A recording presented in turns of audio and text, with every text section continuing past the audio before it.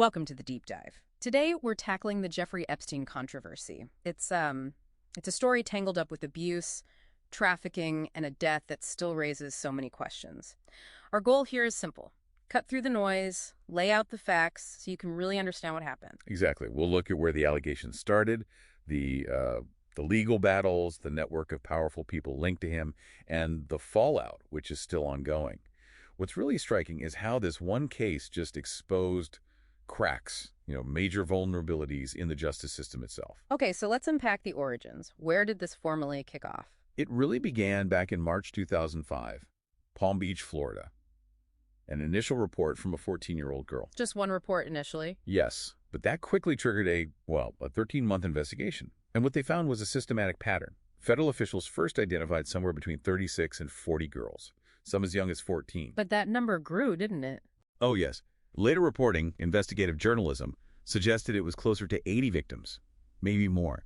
His method was disturbingly consistent, luring girls for massages, which turned sexual, paying them cash, and then incentivizing them to recruit other girls. Even internationally, agencies like Jean-Luc Brunel's MC2 were implicated. So a clear pattern, dozens of victims identified, but the initial legal response seems, inadequate. Massively inadequate. Right. Despite all these accounts, a grand jury in 2006 indicted Epstein on just a single state count, solicitation of prostitution. One count, after finding potentially 40 victims. Exactly. It just didn't reflect the scale or severity of the accusations at all. A really early sign, maybe, of how things would go. Which leads us straight into probably the most infamous part, that 2008 plea deal. Right. The non-prosecution agreement of the NPA.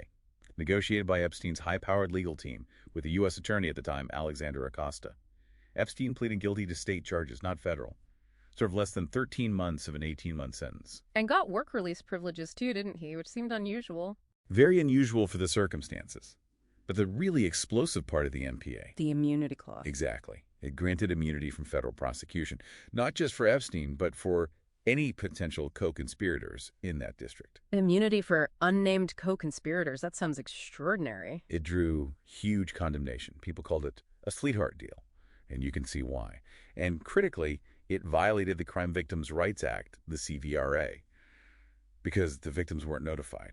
They were kept in the dark. Deliberately. A judge later ruled Acosta had violated the CVRA by not informing them. It just shattered trust. The idea that justice wasn't blind, that wealth and connections mattered more. Okay, so that deal happens in 2008.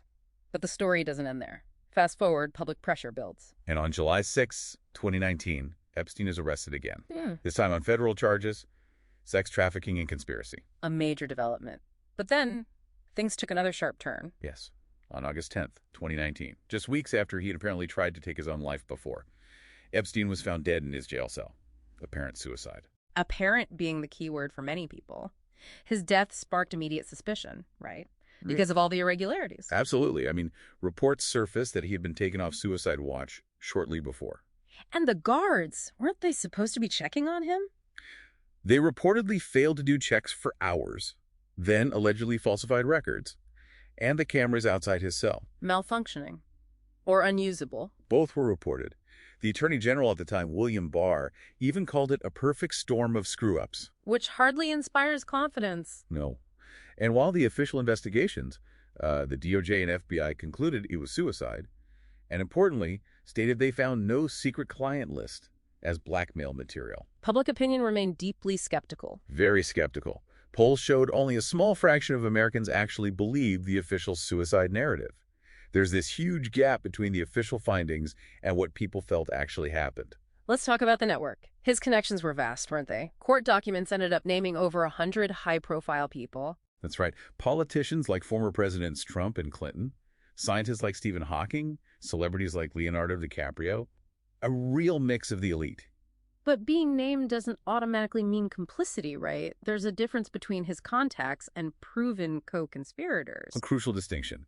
The DOJ was clear. They didn't find an incriminating client list in the way people imagined. Epstein had his black book, sure, a contact list, but actual legal consequences for conspiracy fell on key figures like Ghislaine Maxwell, convicted, sentenced to 20 years, and Jean-Luc Brunel, who died by suicide in jail awaiting trial. So beyond the individuals caught up in this, what were the bigger impacts? Did anything change systemically because of this case? Yes, definitely. It really spotlighted massive gaps in how the justice system treated victims, especially in cases involving power and wealth. It became a catalyst for reform.